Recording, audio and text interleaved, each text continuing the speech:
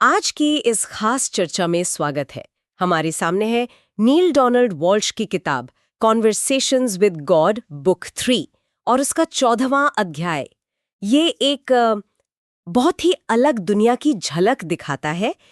इसमें बात होती है उन प्राणियों की जिन्हें हाईली इवॉल्व्ड बीइंग्स या HEBs कहा गया है, मतलब दूसरे ग्रहों के अत्यधिक विकसित प्राणी। तो आज हम देखेंगे कि स्रोत उनके बारे में क्या बताता है, उनका जीवन, उनका समाज, उनकी सोच। बिल्कुल। और हमारा इरादा सिर्फ उनकी जीवन शैली जानना नहीं है, बल्कि उन क्या कहते हैं उन मूल सिद्धांतों को समझना है जिन पर उनकी पूरी सभ्यता टिकी हुई है। और शायद इस कोशिश में हम अपने लिए भी कुछ ज़रूरी सबक या शायद कुछ भूली हुई बातें याद कर सकें। ये सिर्फ एक काल्पनिक सोच नहीं है, बल्कि कोशिश है गहरी समझ हासिल करने की। तो चलिए खोलते हैं इस पिटारे को, देखते हैं कि ये उन्नत प्राणी आखिर हैं कौन और उनकी दुनिया हमारी दुनिया से कितनी अलग है। अच्छा, सबसे पहले वो दिखते कैसे हैं? कोई खास रूप? देखिए, स्रोत इस बारे में कहता है कि जैसे हमारी पृथ्वी पर अनगिनत तरह की जीव हैं, वैसे ही ब्रह्मांड में भी विविधता है, बल्कि शायद उससे भी कहीं ज्यादा। कुछ HEBs तो स्रोत के अनुसार लगभग इंसानों जैसे ही दिखते हैं, बस थोड़े बहुत फर्क हो सकते हैं। तो कोई एक तय तस्वीर नहीं है उनकी। और उन्हें अत्यधिक विकसित क्यों कहा गया है, हाईली इवॉल्व्ड? क्या ये सिर्फ टेक्नोलॉजी की बात है? उनकी तकनीक बहुत आगे होगी। तकनीक तो है ही, निश्चित रूप से, लेकिन स्रोत कहता है कि असली विकास चेतना का है। उनको अत्यधिक विकसित इसलिए कहा गया है क्योंकि वो याद कर चुके हैं कि वे असल में कौन है। याद कर चुके हैं, सीखना नहीं, याद करना। हाँ, स्रोत इसी पर जोर देता है। ये सिर्फ जानकारी इकट्ठा करना नहीं है, बल्कि अपने असली स्वरूप को, अपनी उस एकता को जो सारे ब्रह्मांड से है, उसे याद करना है। याद करना, ये तो अपने आप में काफी गहरा विचार है। तो अगर उनकी चेतना इतनी विकसित है, तो उनका रहन सहन कैसा होगा? जैसे एक जगह से दूसरी जगह जाना, क्या वो भी हमारी तरह गाड़ियां, प्लेन वगैरह इस्तेमाल करते हैं? नई स्रोत कहता है कि ये जो जीवाश्मी ईंधन वाली या भारी मशीनों वाली यात्रा है, ये उनके लिए अप्रासंगिक हो चुकी है। उनकी तकनीक तो खैर बहुत आगे है ही, पर बात सिर्फ तकनीक की नहीं है। तो फिर कैसे करते हैं वो यात्रा? असल में उन्होंने मन और माध्यम, मतलब माइंड और मैटर, इनके रिश्ते को इतनी गहराई से समझ लिया है कि वो भौतिक नियमों से उस तरह नहीं बंधे हैं जैसे हम। किताब के मुताबिक वो चाहें तो अपने शरीर को, मतलब फिजिकल बॉडी को, विघटित करके ऊर्जा में बदल सकते हैं। क्या?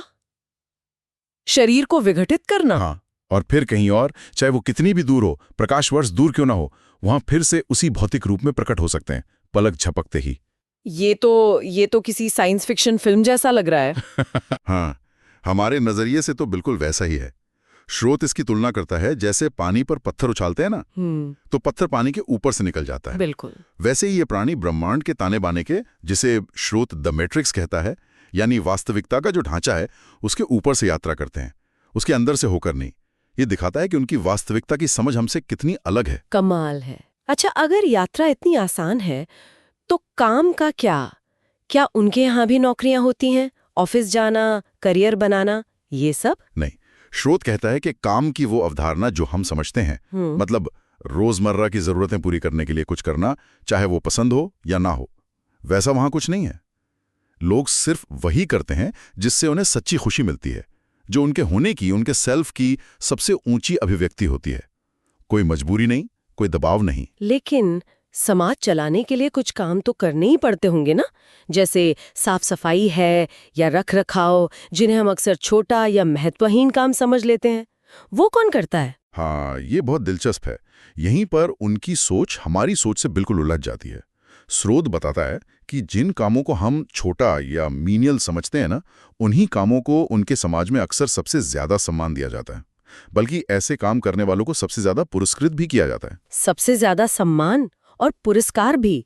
ऐसा क्यों? क्योंकि वो मानते हैं कि बिना किसी बाहरी पहचान या तारीफ की इच्छा के चुपचाप सबकी भलाई के लिए सेवा करना, ये आत्मसंतुष्टि का और समुदाय के प्रति समर्पण का सबसे ऊंचा रूप है। तो वहां काम का मतलब ही सेवा और आनंद है, रुतबा या पैसा नहीं। इसलिए छोटा काम जैसी कोई बात ही नहीं है उनके लिए। इसका मतलब उनके समाज में वो सब नहीं होगा, जैसे बोरियत, तनाव, आगे बढ़ने की होड़ और ये जो सफलता असफलता का चक्कर है हमारे यहाँ? बिल्कुल नहीं। स्रोत कहता है कि ये विचार उनके लिए पूरी तरह अनजान है। सफलता की हमारी जो परिभाषा है ना, दूसरों से आगे निकलना, चीजें जमा करना, वो उनके लिए कोई मायने नहीं रखती। और जहां ऐसी सफलता नहीं, वहां असफलता का डर कैसे होगा? उपलब्धि का एहसास किसी को हराने से नहीं आता, बल्कि ये जानने से आता है कि आपने सबके लिए कुछ अच्छा किया है, कुछ सार्थक किया है। आपने कहा सबके लिए, तो क्या उनकी कोई साफ मूल्य प्रणाली है? मतलब वैल्यूज, वो किन चीजों को अहमियत देते हैं? हाँ बिल्कुल, उनकी एक बहुत स्पष्ट और कह सकते हैं व्यावहारिक मूल्य प्रणाली है। वो उन चीजों को, उन गुणों को, उन कामों को महत्व देते हैं जिनसे सभी का भला हो, सिर्फ कुछ लोगों का नहीं। स्रोत यहाँ हमारी स्थिति पर भी टिप्पणी करता है ना, हाँ। कि हम कहते कुछ हैं और महत्व किसी और चीज को देते हैं। हाँ बिल्कुल, स्रोत इशारा करता है कि हम इंसान अक्सर कहते तो हैं कि हमें ज्ञान चाहिए, शांति चाहिए, आध्यात्मिक विकास चाहिए, लेकिन हम अपना ज्यादातर ध्यान पैसा, सम्मान किस पर लगाते हैं? खिलाड़ियों पर, फिल्मी सितारों पर। जबकि शिक्षक हैं, दार्शनिक हैं, आध्यात्मिक गुरु हैं, उन्हें हम अक्सर हाशिए पर रखते हैं। एबीज ऐसा नहीं करते। वो देखते हैं कि सच क्या है, व्हाट सो, और फिर वही करते हैं जो काम करता है, व्हाट वर्क्स, उनके चुने हुए लक्ष्यों के लिए। वो शिक्षकों को इसलिए महत्व नहीं देते कि ये कोई नैतिक बात है, बल्कि इसलिए कि ये समाज की तरक्की के लिए व्यवहारिक रूप से काम करता है। वो अपने संसाधन वही लगाते हैं जिससे सबका विकास हो। अच्छा, अगर उनकी मूल्य प्रणाली इतनी अलग है और सब कुछ सभी के लिए है, तो क्या वहाँ अमीर गरीब का फर्क है, असमानता है जैसे हमारे यहाँ है? इस पर स्रोत बिल्कुल साफ है नहीं?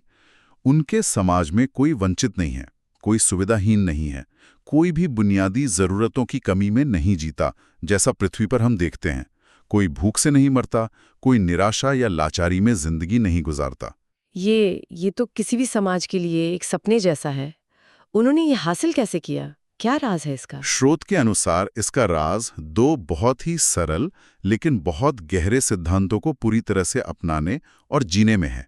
पहला, हम सब एक हैं, वी आर ऑल वन, और दूसरा, पर्याप्त है, देयर इज इनफ। हम सब एक हैं और पर्याप्त है। सुनने में तो ये बहुत सीधी बातें लगती हैं। हाँ, सतह पे सीधी लगती हैं, लेकिन उनकी पूरी सभ्यता, उनका पूरा समाज इन्हीं दो खंभों पर खड़ा है। हम सब एक का सिद्धांत उन्हें हर दूसरे प्राणी में खुद को देखने में मदद करता है। तो फिर शोषण या किसी को नजरअंदाज करना तो नामुमकिन हो जाता है ना? हाँ, ये तो समझ आता है। और पर्याप्त है वाला सिद्धांत? को जमा नहीं करते, न बर्बाद करते हैं, उस साझा करते हैं। और मजे की बात यह है कि यही साझा करने की भावना, यही विश्वास असल में पर्याप्तता पैदा करता है, अबंडेंस। और इसके उलट हमारी दुनिया की ज्यादातर समस्याएं, क्या वो इसलिए हैं क्योंकि हम इन दो सिद्धांतों के एकदम विपरीत जीते हैं?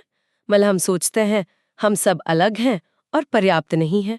स्रोत तो यही कहता है। ये जो एहसास है ना कि मैं अलग हूं और मेरे पास काफी नहीं है, या शायद भविष्य में नहीं होगा, कमी की यही चेतना, जिसे स्रोत कॉन्शियसनेस ऑफ नॉट अनफनेस कहता है, यही चिंता, डर, लालच, होड़, जलन, झगड़े, यहां तक कि हिंसा की जड़ है। स्रोत का तो यहां तक कहना है कि इंसानों के 90% दुख इन्हीं दो गलत धारणाओं से पैदा होते हैं। अगर कोई हम इस चेतना को बदलना चाहें तो कैसे करें? क्या स्रोत कोई तरीका बताता है? आपने कहा था ऐसे व्यवहार करें जैसे कि एक्ट एज इफ, ये वही है? हाँ, ये एक बहुत ही प्रैक्टिकल, शक्तिशाली तरीका है जो स्रोत सुझाता है। वो कहता है, अगर आप एकता और पर्याप्तता का अनुभव करना चाहते हैं तो इसका इंतजार मत कीजिए कि पहले वो अनुभव होगा तब आप वैसा व्यवहार करेंगे, बल्कि पहले वैसा व्यवहार करना शुरू कर दीजिए। एक्ट एज इफ कैसे? उदाहरण के लिए? जैसे ऐसे व्यवहार करें जैसे आप सच में मानते हैं कि हम सब एक हैं। हर इंसान, चाहे वो किसी भी हालत में हो, उसे अपने ही एक रूप की तरह देखें जो बस एक अलग अनुभव से गुजर रहा है। उसकी मदद करें, उसे समझें, उसके साथ वैसा ही बर्ताव करें जैसा आप अपने लिए चाहते हैं। और दूसरा, ऐसे व्यवहार करें जैसे आपके पास सब कुछ पर्याप्त है। पर्याप्त है की तरह व्यवहार करना। हाँ, इसका मतलब क्या है? क्या ये कि हम चीजों को लापरवाही से इस्तेमाल करें? स्रोत यहाँ एक विरोधाभास की बात करता है ना? हाँ, ये बहुत जरूरी पॉइंट है। स्रोत कहता है कि हम इंसान अक्सर अपने कुदरती संसाधनों को, हवा, पानी, जंगल, ऐसे इस्तेमाल करते हैं मानो वो अनंत हैं, पर्याप्त हैं। मतलब हम उन्हें लापरवाही से बर्बाद करते हैं। लेकिन जिन चीजों को हम कीमती समझते हैं, पैसा, ताकत, प्यार, उन्हें हम ऐसे जमा करते हैं, ऐसे पकड़ कर रखते हैं मानो वे पर्याप्त नहीं है। हाँ, ये तो है। तो स्रोत साफ करता है कि संसाधनों को लापरवाही से बर्बाद करना पर्याप्त है कि चेतना नहीं है। अगर हम सच में मानते कि पर्याप्त है तो हम उसे सबके साथ साझा करते, उसका सम्मान करते, उसे सहेजते। अभी क्या होता है, दुनिया की एक छोटी सी आबादी ज्यादातर संसाधन इस्तेमाल कर रही है और बाकी लोग कमी में जी रहे हैं। ये पर्याप्त है कि चेतना नहीं है, ये तो मेरे लिए काफी हो जाए बाकी का पता नहीं वाली सोच है। पर्याप्त है का असली व्यवहार साझा करने में है, सम्मान करने में है। ये सब सुनकर लगता है कि हम इंसान इस समझ से अभी शायद काफी दूर हैं। क्या हम कभी बदल पाएंगे? क्या स्रोत कुछ उम्मीद देता है? हाँ, यहाँ स्रोत काफी आशावादी लगता है। उसका कहना है कि पृथ्वी पर इंसान अब जाग रहे हैं, धीरे धीरे ही सही, लेकिन ज्यादा से ज्यादा लोग इन गहरी सच्चाइयों को महसूस कर रहे हैं। अब देखिए, दुनिया भर में पुरानी व्यवस्थाओं पर सवाल उठ रहे हैं, चाहे वो राजनीतिक हों, आर्थिक हों, सामाजिक हों या आध्यात्मिक। एक बदलाव की लहर महसूस हो रही है। तो इस बदलाव में हमारी भूमिका क्या हो सकती है? हम क्या कर सकते हैं? स्रोत का संदेश तो यही है कि हमें खुद इस बदलाव का हिस्सा बनना होगा, एजेंट बनना होगा। हमें खुद, हम सब एक हैं और पर्याप्त है कि चेतना को जीना शुरू करना होगा अपने रोजमर्रा के जीवन में। बदलाव हमेशा अंदर से शुरू होता है ना। जैसा हम व्यवहार करेंगे वैसी ही दुनिया हम अपने आसपास बनाएंगे। और ये कोई बिल्कुल नई चीज भी नहीं है शायद। स्रोत याद दिलाता है कि हम इंसान पहले भी कभी ऐसे जी चुके हैं। हाँ, स्रोत संकेत देता है कि इतिहास में ऐसी प्राचीन सभ्यताएं रही हैं जहां समुदाय का भाव, प्रकृति के साथ एकता का भाव शायद ज्यादा मजबूत था। वो कहता है कि विकास हमेशा एक सीधी रेखा में नहीं चलता, ये चक्रों में होता है। और शायद अब हम उस दौर में हैं जहां हम अपनी उस प्राचीन समझ को फिर से खोज सकते हैं और उसे अपनी आज की तकनीकी समझ के साथ जोड़ सकते हैं। लेकिन इस बार अहंकार और अलगाव वाली पुरानी गलतियों से बचते हुए। ठीक है, अब वापस उन उन्नत प्राणियों पर आते हैं, चीबीज। अगर वो हम सब एक हैं में विश्वास करते हैं, तो क्या उनके यहाँ देश होते हैं, राष्ट्र? वो संगठित कैसे होते हैं? स्रोत कहता है कि उन्होंने राष्ट्रों की, देशों की ये जो सीमाएं हैं, इस अवधारणा को बहुत पहले ही छोड़ दिया है।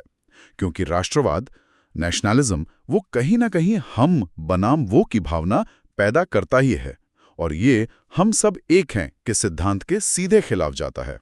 तो कोई देश नहीं? उनके लिए सिर्फ एक ही राष्ट्र है, सभी प्राणियों का राष्ट्र, जीवन का राष्ट्र। और शहर? क्या वो बड़े बड़े शहरों में रहते हैं? नहीं, वो समूहों या समुदायों में रहते हैं, लेकिन उन्होंने बहुत बड़े घनी आबादी वाले शहरों का विचार में छोड़ दिया है। उनका अनुभव ये रहा कि शहर जब एक हद से ज्यादा बड़े हो जाते हैं तो वो लोगों को जोड़ने के बजाय अलग थलग करने लगते हैं। वो समुदाय की भावना को खत्म कर देते हैं, भीड़ में अकेलापन पैदा करते हैं। ये बात तो हम आज अपने शहरों में भी महसूस करते हैं। छोटे कस्बों में अक्सर ज्यादा अपनापन लगता है, फिर भी हम बड़े से बड़े शहर बनाते जा रहे हैं। स्रोत इसे पिछड़ी सोच का निशान कहता है। मतलब ऐसी चीज को तरक्की समझना जो असल में इंसानी जुड़ाव के लिए नुकसानदेह हो। एचईबीज ने अपने अनुभव से सीखा है कि कौन सी सामाजिक रचनाएं जीवन और एकता को सच में बढ़ावा देती हैं। तो वो अपने समाज के विकास को दिशा कैसे देते हैं? क्या वो डार्विन का सिद्धांत मानते हैं, सर्वाइवल ऑफ द फिटेस्ट, योग्यतम की उत्तरजीविता? यहाँ स्रोत एक बहुत ही बारीक लेकिन महत्वपूर्ण बात कहता है। योग्यतम की उत्तरजीविता ये बताता है कि विकास की प्रक्रिया कैसे काम करती है। मतलब जो माहौल के हिसाब से ढल जाता है वो बचता है, आगे बढ़ता है। लेकिन ये सिर्फ एक प्रक्रिया है, एक प्रोसेस है, ये कोई अंतिम सिद्धांत नहीं है। इंसान अक्सर इस प्रक्रिया को ही सिद्धांत मान लेते हैं। इसका क्या मतलब हुआ, प्रक्रिया को सिद्धांत मान लेना? मतलब ये कि हीब्स ये समझते हैं कि विकास तो होगा, एवोल्यूशन तो होगा ही, लेकिन वो चुन सकते हैं कि ये विकास किस सिद्धांत पर आधारित हो, किस दिशा में जाए। वो जानबूझकर सचेत रूप से हम सब एक हैं या प्रेम या जागरूकता जैसे सिद्धांतों को चुनते हैं और फिर अपनी पूरी सभ्यता को, अपनी तकनीक को, अपनी शिक्षा को उसी दिशा में आगे बढ़ाते हैं। वो सिर्फ हालात पर रिएक्ट नहीं करते, वो सचेत रूप से अपना भविष्य बनाते हैं। स्रोत इसे कहता है सचेत विकास, कॉन्शियस एवोल्यूशन। कॉन्शियस एवोल्यूशन, सचेत विकास। अच्छा, अगर देश नहीं है, बड़े शहर नहीं है, तो शासन कैसे चलता है? सरकार, नियम कानून कौन बनाता है? स्रोत यहां एक बहुत सरल सा सवाल पूछता है। जब आप जानते हैं कि केवल एक ही है, तो शासन कौन करेगा और किस पर करेगा? जब आप अकेले होते हैं तो आपको कौन नियंत्रित करता है? मैं खुद सेल्फ कंट्रोल? बिल्कुल। उन्नत प्राणियों का शासन है स्वशासन, सेल्फ गवर्नेंस। क्योंकि हर कोई इतनी गहराई से एकता और जिम्मेदारी के सिद्धांत को जीता है कि बाहरी नियंत्रण की या जटिल सरकारी ढांचों की जरूरत ही नहीं रह जाती। वो ऐसे सामाजिक और आध्यात्मिक तरीके विकसित करते हैं जो एकता को स्वाभाविक रूप से मजबूत करते हैं। वो विभाजन और नियंत्रण पर आधारित नहीं होते। ये सब सुनने में बहुत बहुत सरल लगता है, लेकिन शायद यही सबसे ज्यादा विकसित है। स्रोत जटिलता और सरलता के बारे में भी कुछ कहता है ना? हाँ, ये एक और पॉइंट है जहां हमारी सोच अक्सर उल्टी होती है। हम मानते हैं कि ज्यादा जटिल तकनीक, ज्यादा जटिल सिस्टम, ज्यादा जटिल नियम, ये सब एडवांस होने की निशानी है। लेकिन स्रोत कहता है कि जो प्राणी अत्यधिक विकसित हैं वो ठीक इसका उल्टा मानते हैं। उनके लिए सबसे ऊंचा विकास सबसे ऊंची सरलता में प्रकट होता है, सिंप्लिसिटी में प्रकट होता है। उनकी व्यवस्थाएं, चाहे शासन हो, शिक्षा हो, अर्थव्यवस्था हो, वो बेहद सरल होती हैं, सहज होती हैं, एलिगेंट होती हैं। स्वशासन इसका सबसे अच्छा उदाहरण है। ये जटिल नौकरशाही से कई ज्यादा उन्नत है। वो मानते हैं कि सच्चाई हमेशा सरल होती है। तो इस पूरी चर्चा को अगर हम समेटें तो नील डोनाल्ड वॉल्श की किताब के इस अध्याय से जो तस्वीर उभर रही है वो एक ऐसे समाज की है जिसकी बुनियाद पूरी तरह से एकता और पर्याप्तता के सिद्धांतों पर टिकी है। सही कहा। और ये सिर्फ कहने की बातें नहीं हैं, ये उनके जीवन के हर पहलू में दिखती हैं। उनकी यात्रा में, काम में, उनके मूल्यों में, सामाजिक संरचना में, शासन में, सब में। उन्होंने सचेत रूप से अपने विकास की दिशा चुनी है। वो उन चीज़ों को महत्व देते हैं जो सच में सभी के लिए काम करती हैं। और वो समस्याओं का हल जटिलता में नहीं बल्कि एक सुरुचिपूर्ण सरलता में खोजते हैं। उन्होंने उस चेतना को पीछे छोड़ दिया है जो कमी से, होड़ से और अलगाव से चलती है।